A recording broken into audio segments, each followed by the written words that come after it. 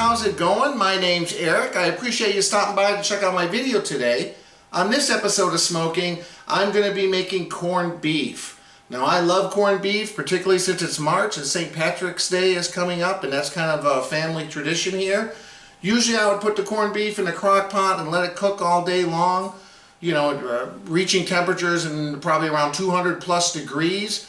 And I still love it that way, but I'm going to try it a little differently this time. This time I'm going to be cooking it in my sous vide machine, and I'm going to cook it at 140 degrees, but in order to get it nice and tender at that lower temperature, I'm going to have to cook it for a full 48 hours. So this is going to be a 48-hour long cook at 140 degrees. Now, if you're looking for a more traditional, faster method, you can cook it at 180 degrees for 10 hours, and that's going to be similar to what you're probably used to if you traditionally cook it in a crock pot or boil it in water on the stove. Now, since I love corned beef and I usually end up eating the one that we cook for St. Patrick's Day, I'm going to make two of them, and one of them I'm just going to put in the fridge after I cook it, and we're going to have it ready a day or two later. Going to let it cool off in an ice bath and slice it thin for sandwiches, because I absolutely love corned beef sandwiches. So I picked up two here. I got one that's around 3.5 pounds and one that's around 4.25 pounds. And these are premium flat cut corned beef. First thing we're going to do is we're going to get them out of the package, rinse them off real well, get them sealed in some food saver bags and into the sous vide bath. Stick around, I'll show you how to do this step by step. Let's get cooking.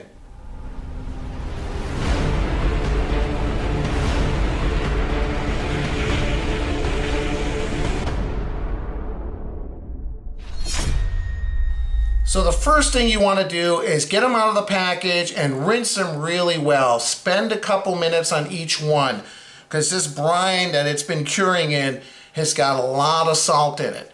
In fact, I read some people actually recommend when you sous vide it to put some water in the bag to help draw out some of that salt. I don't think that's going to be necessary. So I just rinsed them off really well. You want to put them on some kind of a drying rack.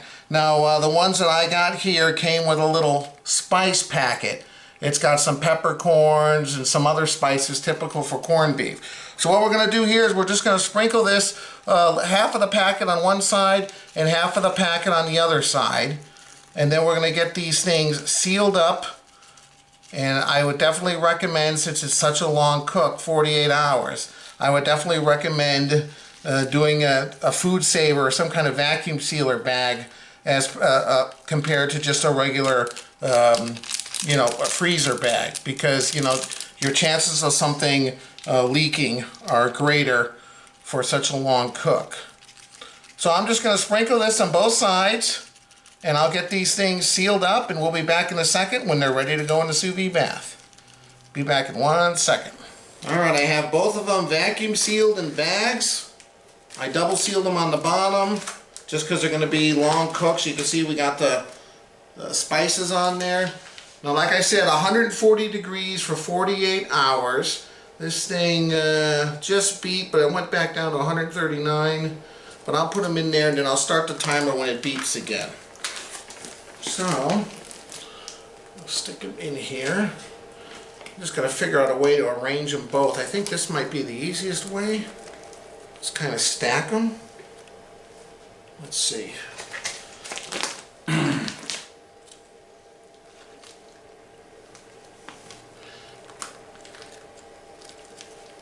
I think that's fine. Just want to make sure they're fully submerged underwater. That's the main thing. Oops. Okay, and there we go. Now, 48 hours, if you don't put some kind of lid or covering on this, you're going to get a lot of water evaporation, and obviously you don't want any of the meat to be above the water line, else it's going to stop cooking. And you don't want to do that because it could be in the danger zone.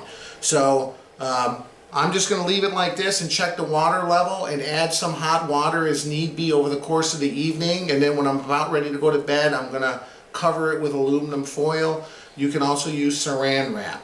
You just want to make sure you cover it. It helps prevent the water from evaporating overnight while you're sleeping. So that's it. That's what I love about the sous vide. It does all the work. We just stick it in there. We got it going for 48 hours. It's just about ready to beep. Let's see, 139.7. Nope, almost. Well, the minute it hits at 139.8, come on, let me start it here on camera. There you go. Start. So the 48-hour countdown has begun. We'll see you guys. I'll check in tomorrow, show you how it's looking like, and we'll go from there. See you tomorrow. We're 40 minutes away. It's almost been 48 hours. It's holding at 140 degrees. See, I put some foil on top here. I just wanted to give you guys a look here. See how they look. They look wonderful. You can see some juices in that back bag kind of bubbling a little bit. I'll be back in a second. We're almost ready to open up these bags and slice into this. See you in a little bit. Welcome back, guys. Since we got a few more minutes, time for my beer review. Leinenkugels, Harvest Patch Shandy. This is a wheat beer brewed with honey and natural flavors. Most noticeably pumpkin, 4.2% alcohol. That's my beer, but since Kyle is helping me out and he wanted in on the action, we got some for him to review. This is Virgil's Special Edition Bavarian Nutmeg Root Beer, micro-brewed. It says, we brew a root beer so pure, so rich and creamy, you'll swear it's made in heaven. So that's going to be Kyle's. All right. Let's check this out, Kyle. Look at this nice... It has cool decorations like on the side. Yeah, it's got that nice thing here. Let's... Except the weird part is how the heck do you open it? Let's see, that's easier said than done. You got to pull open on this. Now, of course, I'm going to have a hard time. To me, that looks like you're trying to solve it. Oh. See that? Ooh, I can smell it already. Nice frosted mug. We'll pour this, and then I'll pour mine. Looks like you cracked the glass to me, but... No, it's just a popping sound.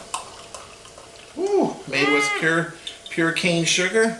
Oh, jeez, that looks crazy. Okay, so we'll put that there for yours, and let me open mine. If you look at my way, I don't know if it'll pop up on camera, but like, when I see it, there's like a little red area, like right around like the bottom right corner.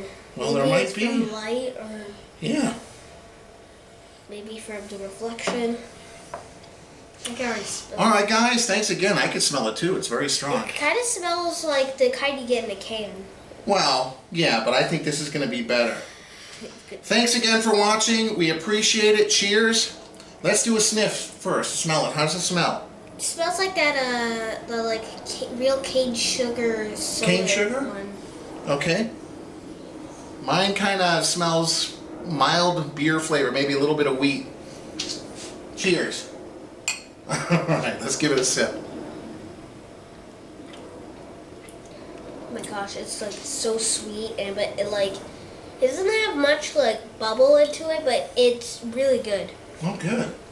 One thing I can tell you about this beer, it's probably the most pumpkin flavored beer I have tried. I bought a 12-pack over at Sam's Club, and I like it. It tastes almost like a pumpkin pie beer. It's almost a little too much pumpkin pie beer, if you know what I mean. It's kind of overpowering the taste of the beer. But for someone that loves pumpkin pie, that's not a big beer drinker, this would certainly be something good, especially around the holidays, Thanksgiving, Christmas time. What do you think, Kyle? It kind of tastes. It tastes really good. It's a root beer that you dream of when you think of root beer. Like. Well, all right. Like the root beer you expect, like in like a dream, kinda. Well, there you go. We might have to find a new endorsement partner. I'll have to call them up. Again, guys, thanks a lot for watching. We are 21 minutes away from this being done. We're going to have some delicious corned beef. You looking forward to this, Kyle? The only corned beef I've had in my life is like store-bought and stuff, so this I'm going to really look forward to. All right. Thanks again, guys. Cheers. We'll be back in a minute. Cheers. All right. Alright guys, welcome back. Little sister Ava Grace felt like she's missing out on the review, so she's going to do her review of the Honest Kids Happily Ever After Organic Juice Drink. Do you like this, Ava Grace? Uh-huh. Okay. So she wanted to be part of the video. She got new glasses today and Daddy got new glasses today. You like your new glasses? Uh-huh. I can look around good. You can look around. Okay. So these come in some nice little boxes here, so you can take them with you. Let's shake it up real good. And what's this flavor called? Happily Ever After. Happily Ever After. And how old are you, Ava Grace? 6 years old. 6 years old. There you go. Here. Cheers. Cheers. Okay, give a sip and look at the camera and tell them what you think. How is it? Good. What does it taste like? I'm not. Oh, you spilled a little. That's okay. That's okay. Oh, do you get away from me? Yeah, I will, but it's okay. Take another sip. Tell them what it tastes like. Is that good apple juice? It's a good juice. Good juice. Okay, guys. She wanted to be part of it. Thanks for doing the video with me, Ava Grace. Oh, yeah? Say goodbye. Bye. We'll be back in a few minutes, guys.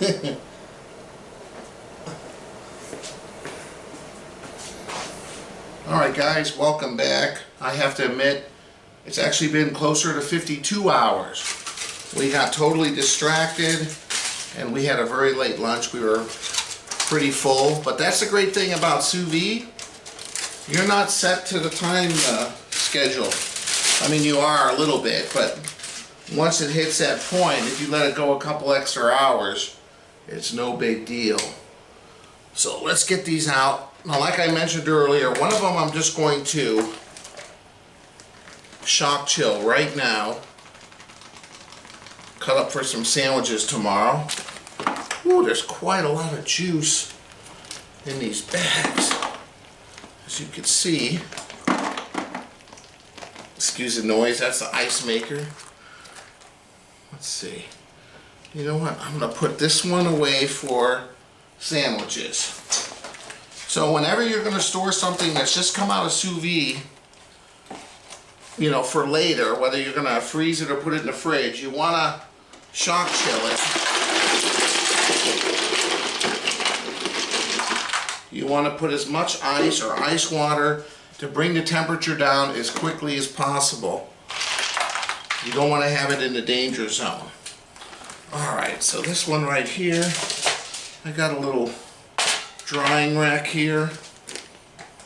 Now normally with sous vide, after you sous vide, you know, you crisp it up. You saute it, you put it on a barbecue grill. This is one of the few exceptions. The other exception I did was some mahi-mahi that I did a video for. But it was so delicate, it wasn't really necessary. Alright. Ooh, there's the fat side up there. Wow. Now we're making some potatoes, carrots, and cabbage, typical corned beef style. You can save some of that juice if you wanted to put it in that pot where you make the cabbage and the potatoes for that flavor. So I'm just going to let this cool off. I'm going to put this in the fridge. We'll be back in a second when I slice this up and we'll see how it looks. Alright, here we go. Now you always want to slice against the grain, and the grain here is running this way. So I'm going to slice it kind of on the edge like this. So let's see how it looks like.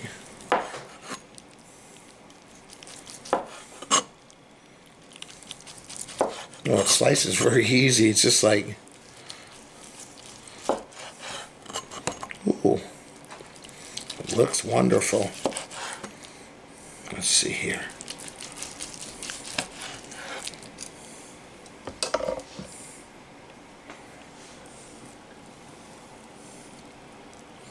Wow, still a lot of juice in there. All right.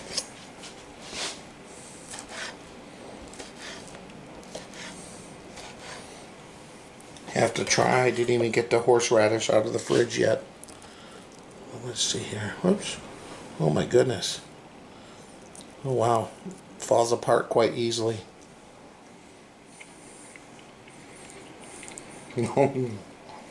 Mmm. Oh my goodness. Wow.